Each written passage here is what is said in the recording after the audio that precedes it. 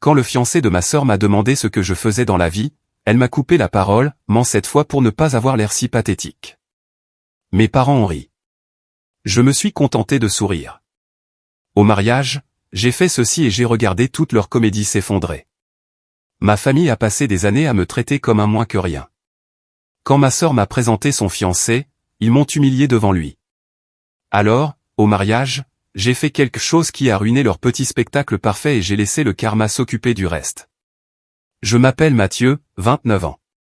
Je dirige un atelier de fabrication métallique sur mesure à Rochebrune, en Savoie. Je fabrique des portails, des rampes, des ouvrages décoratifs en métal, des meubles personnalisés, tout ce dont les gens ont besoin qui implique de la soudure et de l'acier. J'ai démarré seul il y a 4 ans dans un garage en location. Maintenant, j'ai mon propre atelier, 3 postes à souder, et suffisamment de travail régulier pour avoir acheté une maison l'année dernière. Pas mal pour un gars qui n'a pas fait d'études supérieures. Mais pour ma famille, je suis en gros un mécano qui joue avec le feu pour gagner sa vie. Mon frère aîné, Thomas, a 34 ans. Il travaille dans l'immobilier commercial à Lyon. Gagne bien sa vie. A une femme et 2 enfants. Conduit une Audi qu'il loue mais prétend l'avoir achetée. Puis il y a ma sœur, Aline.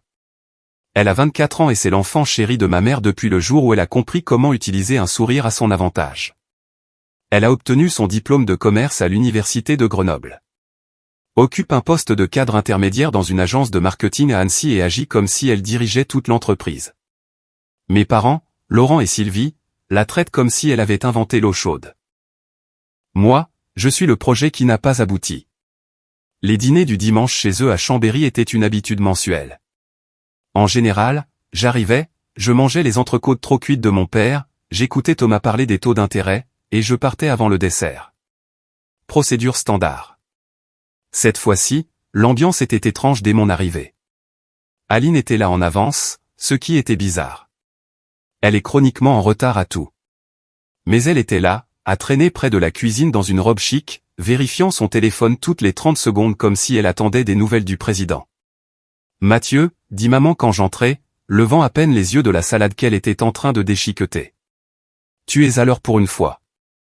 Un miracle de la science moderne, dis-je en posant un pack de 6 bières artisanales locales sur le comptoir. Elle le regarda d'un air mécontent. Nous avons de l'eau pétillante. Et maintenant, vous avez de la bière aussi. De la variété. Papa était dehors à préparer le barbecue, portant son ridicule tablier le roi du barbecue. Thomas et sa femme, Léa, étaient déjà installés dans le salon, leurs enfants détruisant un bol de bretzel, scotché à une tablette. Tout était normal. Puis la sonnette retentit. Aline bondit pratiquement du canapé. C'est Baptiste. Baptiste, le fiancé coquin de nous n'avait encore rencontré. Elle laissait échapper des indices depuis des semaines sur ce type, sur sa réussite, sa maturité, sa différence avec ses conquêtes habituelles. La porte s'ouvrit et un homme qui semblait tout droit sorti d'un catalogue des Galeries Lafayette entra. Pantalon chic, chemise, montre chère, cheveux bien coiffés. Il souriait comme s'il était en campagne électorale. Tout le monde, voici Baptiste, annonça Aline, rayonnante. Baptiste, voici ma famille. Poignée de main générale. Maman joua son rôle d'hôtesse gracieuse. Papa lui serra fermement la main avec un signe d'approbation. Thomas le jaugea comme s'il évaluait un investissement immobilier. Baptiste géra tout cela sans transpirer, complimentant la maison, louant l'odeur du barbecue, riant aux blagues nulles de papa. Puis il arriva à moi. Mathieu, c'est ça, dit-il en tendant la main. Ravi de te rencontrer. Je la serrai. De même. Aline m'a beaucoup parlé de toi. Tu travailles le métal ou quelque chose comme ça. Avant que je puisse répondre, Aline intervint. Mathieu a une entreprise de soudure. Il fabrique des clôtures et des trucs. Des trucs, répétai-je, le visage neutre. Baptiste hocha la tête. C'est cool. Le travail manuel, c'est ça?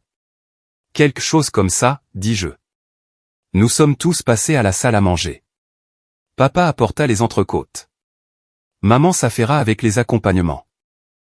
Thomas servit à boire à tout le monde sauf à moi. Et Baptiste s'installa comme s'il venait à ses dîners depuis des années. Tout le repas consista essentiellement à faire comme si je n'étais pas là. Baptiste racontait une histoire sur la conclusion d'un contrat pour son cabinet de conseil, et tout le monde se penchait, acquiesçant, posant des questions. Quand j'ai mentionné avoir terminé une rampe sur mesure pour une chambre d'hôte du centre-ville, maman a littéralement changé de sujet en plein milieu de ma phrase. C'est bien, chérie. Baptiste, raconte-nous ton voyage à Marseille. Cela n'arrêtait pas, comme si j'étais un bruit de fond. Puis vint le moment qui me mit hors de moi. Baptiste se tourna vers moi, essayant probablement d'être poli. Alors, Mathieu, que fais-tu exactement? Au quotidien? Je commençais à répondre. Je dirige un atelier de fabrication sur mesure. Je conçois et construis. Maman me coupa la parole. Oh, ne lui demande pas ça, Baptiste. Il va t'ennuyer à mourir en te parlant de chalumeaux et de types de métaux. La tablée éclata de rire. Le genre de rire qui dit « nous sommes tous complices de la blague ». Thomas renifla dans son verre. À moins que tu n'aies besoin d'un portail de jardin, ça ne t'intéressera probablement pas d'autres rires. Papa sourit. Même Léa esquissa un sourire. Puis Aline se pencha en arrière sur sa chaise et dit « peut-être que tu devrais mentir cette fois, Mathieu. Dis-lui que tu es dans le bâtiment ou l'industrie, tu sais, pour ne pas avoir l'air si pathétique. » Le silence se fit pendant une demi-seconde. Puis maman gloussa nerveusement. Papa toussa. Thomas secoua la tête, l'air de dire c'est tout Aline. Baptiste semblait mal à l'aise mais ne dit rien. J'étais assis là, ma fourchette à la main, regardant ma petite sœur, les gens qui étaient censés être ma famille, rire de moi comme si j'étais le divertissement, et quelque chose en moi s'est éteint. Je posai délicatement ma fourchette. Puis je souris. Tu as raison. Aline ne voudrait embarrasser personne. Elle parut satisfaite, comme si elle avait gagné quelque chose. Je finis mon verre en silence pendant qu'il retournait aduler Baptiste. Je l'écoutais parler de son appartement à Annecy, de sa voiture et de ses événements de réseautage. Je regardais mes parents boire ces paroles. 20 minutes plus tard, je me levai. Je m'en vais. Grosse journée demain. Maman leva les yeux. Déjà? Nous n'avons même pas eu le dessert. Ça va, merci pour le dîner. Je pris ma veste, sortis, montai dans mon camion et rentrai chez moi. Et pendant tout le trajet, je me repassais ce moment. Les rires, le dédain, la façon dont Aline avait dit pathétique comme si c'était un fait. Quand je suis arrivé dans mon allée, je n'étais plus en colère. J'étais motivé. Je n'ai eu de nouvelles de personne pendant 2 semaines. Pas d'appel, pas de SMS, même pas le bruit habituel du groupe de discussion sur le tour de chacun pour organiser le repas de Noël. Juste le silence. Ça m'allait. J'avais du travail. J'étais à l'atelier en train de finir un ensemble de portails sur mesure pour un domaine quand Didier est entré. Didier Hubert gère le magasin de fourniture de soudure en ville. Il m'a vendu la moitié de mon équipement et est devenu une sorte d'ami au fil des ans. Ancien de la marine, bâti comme un bulldog, il ne mâche pas ses mots. Ils ont l'air bien, dit-il en regardant les portails. Le client va te payer cette fois.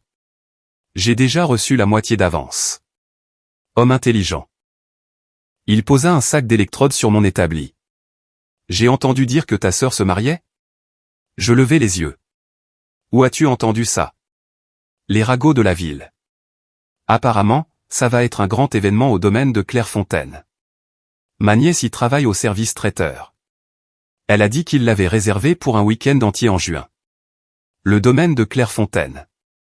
C'était le lieu de mariage chic en dehors de la ville. L'endroit avec le lac, les jardins et un prix qui faisait rire les gens normaux. Tant mieux pour elle, dis-je en retournant à mon travail. Didier s'appuya contre l'établi. Tu n'as pas l'air ravi. Je ne suis pas encore invité. Laisse-leur le temps. Il renifla. Les familles comme ça, hein? Tu n'as pas idée. Cette conversation m'est restée en tête, cependant, car si Aline prévoyait un mariage grandiose à Clairefontaine, cela signifiait de l'argent, et mes parents n'étaient pas exactement riches. Papa était retraité de son poste à la mairie. Maman travaillait à temps partiel dans un cabinet dentaire. À l'aise, mais pas au point de se payer un week-end de mariage dans le lieu le plus cher de la vallée. Ce qui m'a fait penser à quelque chose auquel je n'avais pas pensé depuis des années. Papy Édouard, le père de mon père, est décédé quand j'avais 24 ans. Il était machiniste, avait travaillé dans les métiers manuels toute sa vie, et c'était la seule personne de ma famille qui ait jamais compris ce que je faisais. Quand je lui ai dit que je lançais mon propre atelier, il a eu ce regard. De la fierté. Il avait créé des comptes en fiducie pour nous trois, ses petits-enfants. Pas des sommes énormes, mais assez pour aider. Le mien était censé être d'environ 35 000 €, à utiliser à mes 25 ans, destiné aux affaires ou à l'éducation. J'avais supposé que mes parents l'avaient mis dans l'atelier d'une manière ou d'une autre, mais je n'avais jamais vraiment vérifié. J'avais 24 ans quand il est mort, jusqu'au cou dans les efforts pour lancer mon entreprise, et j'avais honnêtement oublié ça dans le chaos. Ce soir-là, je suis rentré chez moi et j'ai fouillé dans mon classeur jusqu'à ce que je trouve les papiers de la succession de papy. Il m'a fallu 1 heure pour localiser les documents de la fiducie. Quand je les ai finalement trouvés et que j'ai appelé la banque le lendemain matin, j'ai été transféré 3 fois avant de parler à quelqu'un qui pouvait réellement m'aider. J'ai besoin d'informations sur un compte en fiducie qui a été créé en 2019, dis-je. Il aurait dû être débloqué quand j'ai eu 25 ans. La femme me mit en attente. Elle revint 5 minutes plus tard. Je vois que ce compte a été clôturé en 2021. Les fonds ont été versés au titulaire secondaire du compte. Ma prise sur le téléphone se resserra. Qui était le titulaire secondaire? Laurent Dubois. Êtes-vous parent? Laurent Dubois. Mon père. Oui, dis-je lentement. Je suis parent. Pouvez-vous me dire combien a été versé? 34 800 €. Je la remerciai, raccroché, et restai assis dans mon camion à regarder dans le vide. 35 000 €. De l'argent que mon grand-père m'avait laissé spécifiquement. De l'argent qui devait m'aider à construire mon entreprise. Et mon père l'avait pris sans dire un mot. J'ai appelé à la maison ce soir-là. Maman répondit. Mathieu, salut mon chéri. On parlait justement de toi. J'ai besoin de parler à papa. Il regarde le match. Je peux lui demander de te rappeler. Non, passe-le-moi. Quelque chose dans ma voix la fit marquer une pause. Est-ce que tout va bien? Passe-moi papa, maman. Elle le fit. Papa décrocha, l'air agacé. Qu'est-ce qu'il y a, Mathieu? Le fonds en fiducie de papy Édouard. Celui qu'il a créé pour moi. Où est-il passé? Long silence. Nous l'avons utilisé, dit-il finalement. Pourquoi? Une autre pause. Nous en avions besoin. Les enfants de Thomas avaient des frais médicaux. Ta mère a eu cette chirurgie dentaire. Il y a eu des imprévus. Des imprévus, répétai-je lentement. Cet argent m'a été laissé pour mon entreprise. Et nous sommes ta famille. On s'entraide tous. Est-ce que Thomas le savait? Et Aline? Ce n'est pas une conversation pour le téléphone. Ont-ils eu leur argent? Il soupira comme si j'étais déraisonnable. Thomas a utilisé le sien pour son apport immobilier. Celui d'Aline a été mis dans ses prêts étudiants et autres dépenses. C'était une belle façon de dire qu'il lui avait tout donné et avait pris le mien pour couvrir leurs factures. Donc, tout le monde a eu le sien sauf moi. Nous comptions te rembourser. Quand? Quand nous le pourrions. Je ris. Bien sûr. Et combien avez-vous remboursé jusqu'à présent? Silence. C'est bien ce que je pensais. Nous en reparlerons plus tard, Mathieu, ne fais pas toute une histoire de ça. C'est de l'argent de famille. Non, dis-je. C'était mon argent. Je raccrochai avant qu'il ne puisse répondre. Les jours suivants, je ne les ai pas contactés. Je les ai laissés mariner. Pendant ce temps, je continuais à travailler, la tête baissée, et je commençais à réfléchir. 35 000 €. C'était presque exactement ce que coûtait un mariage haut de gamme d'un week-end au domaine de Clairefontaine. Je le savais parce que la nièce de Didier avait mentionné le prix quand elle lui avait parlé de la réservation d'Aline. Donc, Aline obtient le mariage de ses rêves. Thomas obtient sa maison. Et moi, on me vole mon héritage pour couvrir leurs dépenses. Ouais, ça n'allait pas se passer comme ça. Puis 2 jours plus tard, je reçus un appel d'un numéro que je ne reconnaissais pas. Est-ce que je parle à Mathieu Dubois, le métallier? Bonjour, ici Christine Valois. Je suis la coordinatrice d'événements au domaine de Clairefontaine. Didier Hubert m'a donné votre nom. Nous avons une petite urgence et nous avons besoin d'un artisan métallier sur mesure de toute urgence. Je me redressai. Quel genre d'urgence? Nous avons un mariage dans 6 semaines. Un grand événement. Le couple a commandé une arche en métal très élaborée pour la cérémonie. Une pièce sur mesure, très chère. Le fabricant d'origine s'est désisté à la dernière minute. Il a prétendu que le design était trop complexe. Impossible de livrer à temps. Nous cherchons désespérément quelqu'un qui puisse reprendre le projet. 6 semaines, c'est court. Je sais, mais Didier a dit que vous étiez le meilleur de la région. Et honnêtement, vous êtes notre seule option. Tous les autres ateliers sont complets ou n'ont pas les compétences pour ce niveau de détail. Je me penchai en arrière sur ma chaise. Quel est le design? Elle le décrivit. Une arche décorative en acier de 3 mètres avec des volutes, un éclairage intégré, un revêtement en poudre personnalisé. La pièce maîtresse de la cérémonie, structurelle et esthétique. Difficile, mais pas impossible. Quand avez-vous besoin d'une réponse? Hier, dit-elle. La mariée est au bord de la crise de nerfs. Cette arche est littéralement le point central de toute sa cérémonie. Sans elle, elle parle d'annuler. Quelque chose fit-il dans ma tête. Quel est le nom de la mariée? Aline Dubois. Vous la connaissez? Je souris lentement. Oui, je la connais. C'est ma sœur. Christine se tut. Oh. Est-ce que ça va poser un problème? Pas du tout, dis-je. Envoyez-moi les spécifications. Je vais y jeter un œil et je vous recontacter demain. Merci. Sérieusement, vous me sauvez la vie. Je raccrochai et restai assis dans mon atelier, entouré d'acier, d'étincelles et de l'odeur de flux de soudure. Et je me mis à rire. Parce que l'univers venait de me donner exactement ce dont j'avais besoin, un levier. Les plans que Christine envoya étaient ambitieux. Volute complexe, éclairage LED intégré, stabilité structurelle pour une installation en extérieur, revêtement en poudre bronze sur mesure. Le genre de choses qui demandent de la compétence, du temps et de la précision.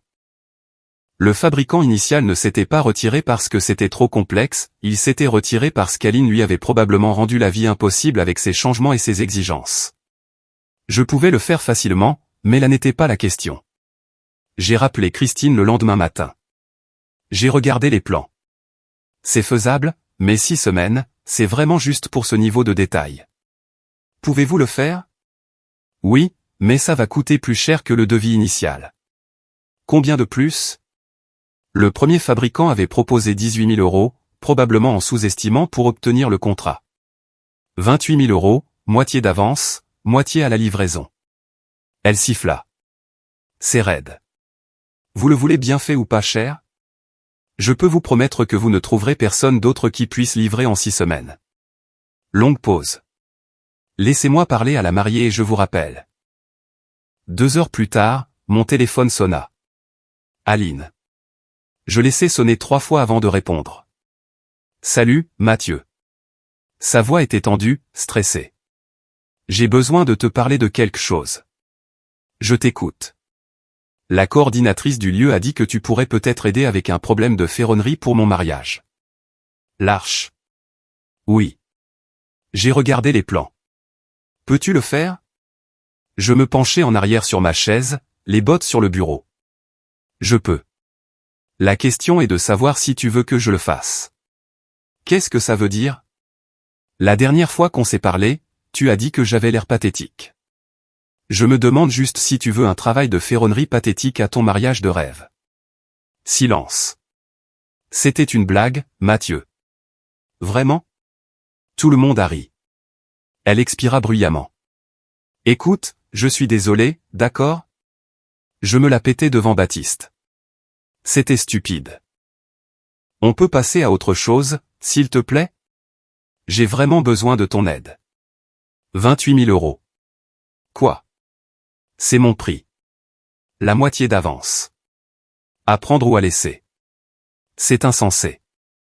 L'autre gars a demandé 18 000. L'autre gars a planté. Je suis ta seule option. Donc, c'est 28 000 ou tu te maries sous une structure métallique nue d'une société de location.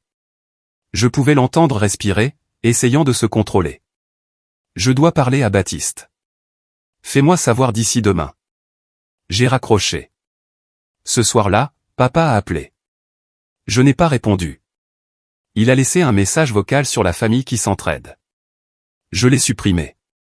Le lendemain matin, Christine a appelé. Aline a accepté votre prix. Elle n'est pas contente, mais elle a accepté. Choix judicieux. Il y a une condition, cependant. Elle veut être impliquée dans le processus. Des points de suivi, des mises à jour sur l'avancement, ce genre de choses. J'ai souri. Non. Quoi? Je ne fais pas de suivi client pour les travaux urgents. Elle aura des mises à jour par votre intermédiaire. La livraison est dans 6 semaines. Si elle veut tout micro-gérer, elle peut trouver quelqu'un d'autre. Christine fit une pause. Je lui ferai savoir. 20 minutes plus tard, Christine rappela. Elle a accepté. Pas de suivi. Vous livrez à temps, elle paie le solde. Marché conclu. Il me faudra la compte d'ici la fin de la semaine. Je m'en occupe. La compte est arrivée sur mon compte 3 jours plus tard. 14 000 €. Je l'ai fixé pendant un moment. Puis j'ai appelé mon père. Il a répondu à la deuxième sonnerie. Mathieu? Je fais l'arche d'Aline. Bien. C'est bien. Elle a besoin d'eux. Et je veux récupérer mon argent. Les 35 000 € avec les intérêts. Silence. Mathieu. Nous n'avons pas ce genre d'argent disponible. Débrouillez-vous. Vous avez trouvé de l'argent pour le mariage d'Aline. Vous avez trouvé de l'argent pour la maison de Thomas. Nous n'avons pas. Si je ne vois pas de mouvement d'ici la fin du mois, j'aurai une conversation avec la famille de Baptiste au mariage. Tu n'oserais pas, mettez-moi à l'épreuve. J'ai raccroché. Didier est passé à l'atelier plus tard dans la journée alors que je dessinais le design de l'arche. J'ai entendu dire que tu avais pris le contrat de Clairefontaine, dit-il. Les nouvelles vont vite. Petite ville. J'ai aussi entendu que c'était le mariage de ta sœur. Yep. Il regarda les croquis. Tu lui factures le plein tarif? Plus que le plein tarif. Il sourit. Bien. La réduction familiale va dans les deux sens. Ils te traitent comme de la merde, tu les factures comme de l'or. Quelque chose comme ça. Il hocha lentement la tête. Fais juste attention à ne rien faire qui puisse te retomber dessus. Tu te construis une réputation ici. Ne la bousille pas pour une vengeance. Je ne bousille rien. Je fais le travail. Professionnel, de haute qualité, exactement ce pourquoi elle paie. Et peut-être que je l'ai fait un peu se tortiller au passage. Il me tapa sur l'épaule. C'est mon gars. Les semaines suivantes furent un tourbillon. Je travaillais sur l'arche le jour, et sur les commandes habituelles le soir et les week-ends. Le design prenait forme. Soudure nette, volute lisse, boîtier LED intégré qui semblait faire partie de la structure. C'était probablement la plus belle pièce que j'ai jamais construite. À mi-parcours, maman appela. Ton père veut parler de l'argent. Je t'écoute. Il pense qu'on peut faire un plan de paiement. 1 000 € par mois. J'ai fait le calcul. 3 ans. Pas assez bien. La moitié d'ici le mariage, le reste dans les 6 mois. Ce n'est pas réaliste. Alors vendez quelque chose. Refinancez. Vous l'avez pris, vous vous débrouillez. Elle se tut. On en avait besoin pour des urgences. Le mariage d'Aline n'est pas une urgence. J'ai raccroché et je suis retourné au travail. 3 jours avant le mariage, l'arche était terminée. Soudure parfaite, revêtement en poudre impeccable, éclairage LED pouvant changer entre 12 couleurs différentes. C'était magnifique. Même Didier a sifflé quand il l'a vu. Je l'ai chargé dans mon camion le lendemain matin et je suis allé au domaine de Clairefontaine. Christine m'a accueilli sur place, l'air stressé mais soulagé. Oh, Dieu merci, dit-elle en la voyant. Elle est magnifique. Où la voulez-vous? Elle me dirigea vers le site de la cérémonie. Vue sur le lac, coucher de soleil en toile de fond, allée en pierre. J'ai passé 3 heures à l'installer, m'assurant qu'elle était de niveau, stable, correctement câblée. Quand j'ai eu fini, on aurait dit qu'elle avait poussé là naturellement. Christine recula et la contempla. Aline va pleurer en voyant ça. Probablement. Tu as fait un travail incroyable. Je sais. Elle sourit, me tendant une enveloppe. Paiement final. Chèque de banque. Elle a insisté pour que je vous le donne en personne. Pour qu'il y ait une preuve de livraison. Je l'ai ouverte. 14 000 €. Exactement le bon montant. Dites-lui que ce fut un plaisir de faire affaire. Je suis remonté dans mon camion et je suis rentré. Et pendant tout le trajet, je souriais. Parce que l'Arche n'était pas la vengeance. C'était juste le premier acte. Le mariage avait lieu le samedi. Je ne comptais pas y aller. Je n'avais pas reçu d'invitation officielle. Je n'avais eu aucune nouvelle d'Aline à part la confirmation de paiement par l'intermédiaire de Christine. Je supposais que j'étais toujours sur la liste noire. Puis, le jeudi matin, maman a appelé. Ton père et moi avons discuté de la situation financière. Nous pouvons te donner 15 000 € d'ici le mariage. Le reste sur l'année prochaine. La moitié, c'est 17 500. Il en manque. C'est le mieux qu'on puisse faire pour le moment. On a dû puiser dans nos économies. Et pour le reste? Des mensualités. 500 € par mois. 4 ans pour 20 000 €. Pas assez bien. Mathieu, on essaie. La totalité où je fais un discours au mariage. Long silence. Tu ne ferais pas ça à ta sœur. Regarde-moi bien. Elle a raccroché. 10 minutes plus tard, papa a appelé. Qu'est-ce que tu veux de nous? Il avait l'air fatigué. Ce qui est à moi. On peut te trouver 20 000 d'ici samedi. C'est tout. C'est tout ce qu'on peut rassembler. 20 000 €. Encore moins que la moitié, mais plus proche. Et le reste? Tu vas devoir accepter des paiements. J'y ai réfléchi. 20 000 € maintenant valaient mieux que des promesses plus tard. D'accord. 20 000 d'ici samedi matin. Chèque de banque. Le reste sur un plan de paiement signé avec intérêt. Des intérêts? Vous avez eu mon argent pendant 4 ans. 3%. À prendre ou à laisser. Longue pause. D'accord. Tu les auras samedi matin. Bien. Et je serai au mariage. Tu es invité. Aline voulait te le dire elle-même, mais... Je m'en fiche. Je serai là. Au premier rang. J'ai raccroché et j'ai immédiatement appelé Didier. Tu es occupé samedi? Ça dépend. Pourquoi? J'ai besoin d'un +1 pour un mariage. Il a ri. Le mariage de ta sœur? Yep. Ça va être divertissant? Probablement. J'en suis. Samedi matin, papa s'est pointé seul à mon atelier. Chèque de banque de 20 000 €. Je l'ai ouvert, vérifié le montant. Le plan de paiement. Il m'a tendu un autre papier. Un contrat imprimé. 15 000 € restants. Payé sur 18 mois à 3% d'intérêt. Je l'ai lu 2 fois, l'ai signé, et lui ai remis une copie. Plaisir de faire affaire. Il m'a regardé un long moment. Tu as changé. Non. J'ai juste arrêté de faire semblant. Il est parti sans un mot de plus. Didier est passé me prendre à 14 h. Il portait un costume qui semblait avoir été taillé par quelqu'un qui sait comment habiller un homme bâti comme un tank. Tu es sur ton 31, dis-je. La marine m'a appris à m'habiller pour les enterrements et les mariages. Parfois, c'est la même chose. Nous sommes allés au domaine de Clairefontaine dans son camion. Le lieu ressemblait à un décor de magazine. Tente blanche, arrangements floraux partout, guirlandes lumineuses dans les arbres, voitures de luxe, le grand jeu. Nous nous sommes garés et avons marché vers la zone de la cérémonie. C'est là que je l'ai vu. L'Arche se dressait au bout de l'allée en pierre, surplombant le lac, exactement là où je l'avais installé. Le soleil de l'après-midi frappait parfaitement la ferronnerie, faisant briller le revêtement bronze. Les volutes projetaient des ombres complexes. C'était incroyable. Debout devant, prenant des photos, se trouvait Aline dans sa robe de mariée. Elle était belle. Baptiste se tenait à côté d'elle dans un smoking gris. Puis Aline m'a vu. Son sourire a vacillé une seconde. Puis elle s'est reprise, a dit quelque chose à Baptiste et a commencé à marcher vers nous. Mathieu, dit-elle en s'approchant. Sa voix était prudente. Tu es venu.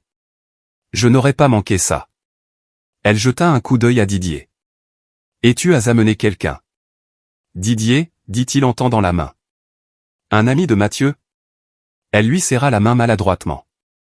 Eh bien, merci d'être venus, à tous les deux. L'arche est belle, dis-je. Son visage s'adoucit légèrement.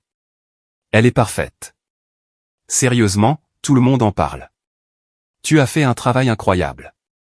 Je sais. Son sourire se crispa. Bon, la cérémonie commence dans 20 minutes. Vous devriez trouver vos places. Nous avons trouvé nos places. Maman et papa étaient déjà là, assis, rigides. Maman m'a regardé, puis a détourné les yeux. Papa fixait droit devant lui. Thomas se pencha.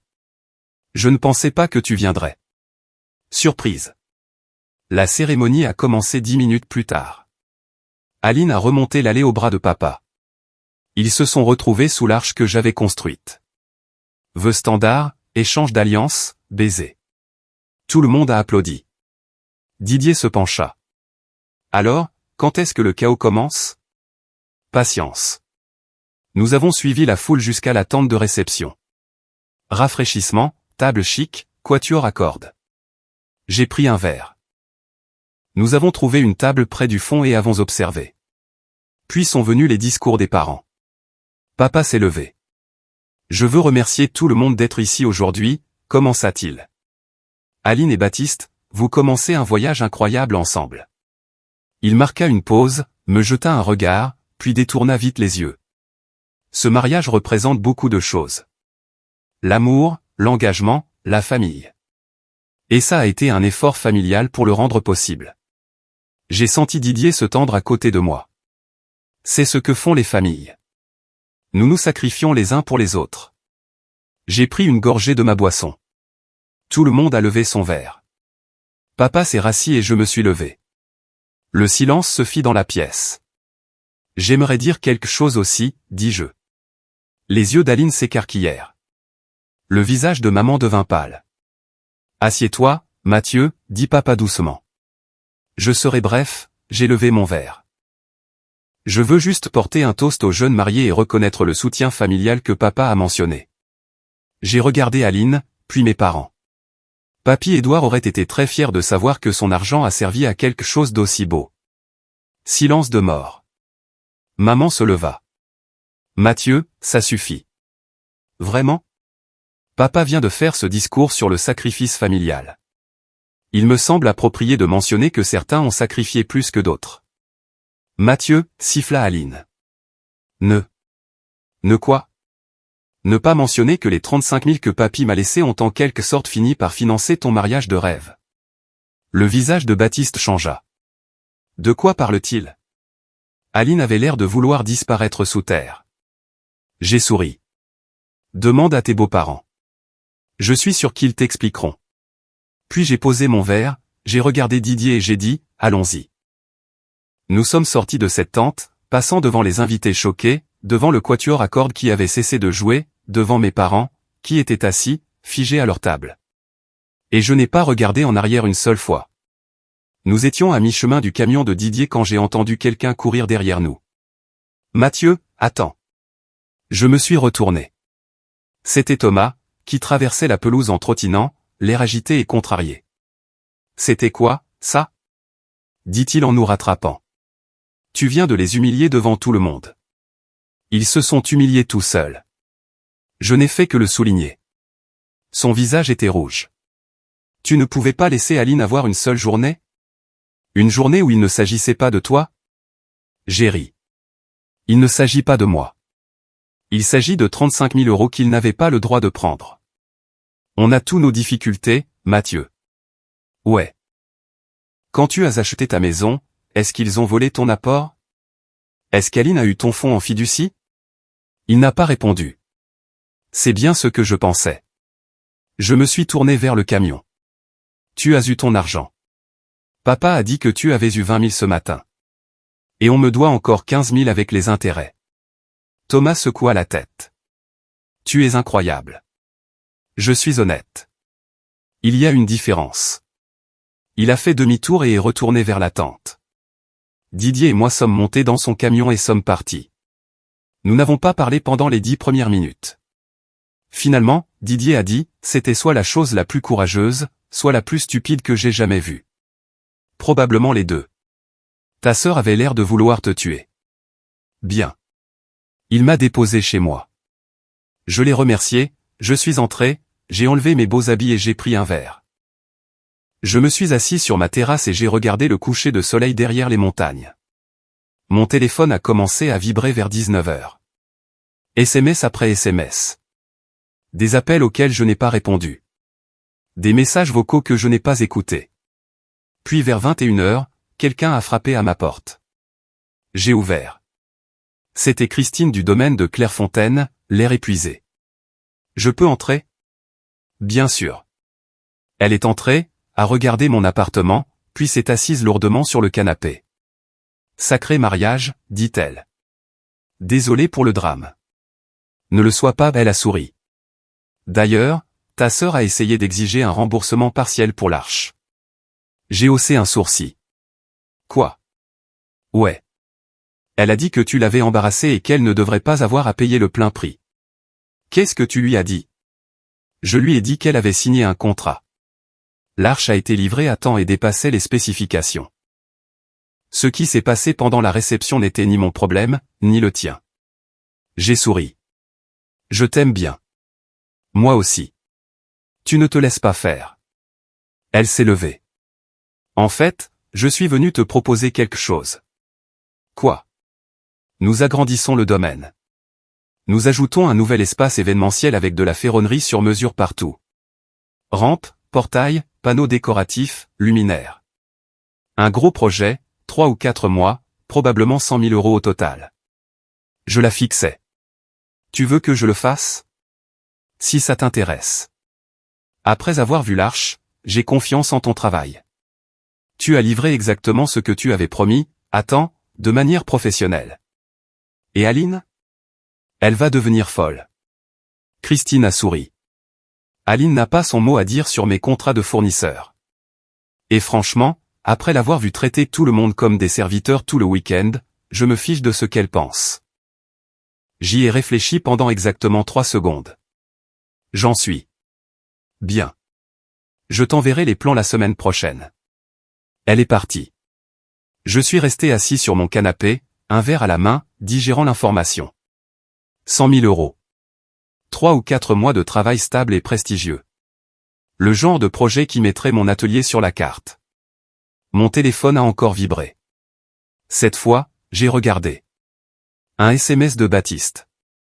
Il faut qu'on se parle demain. Juste toi et moi. Je l'ai fixé, j'ai pensé à l'ignorer, puis j'ai répondu, d'accord. 10h au café du Mont Blanc. Il a répondu par un pouce levé. Le lendemain matin, je suis arrivé avec 10 minutes d'avance, j'ai pris un café noir et je me suis assis à une table dans un coin.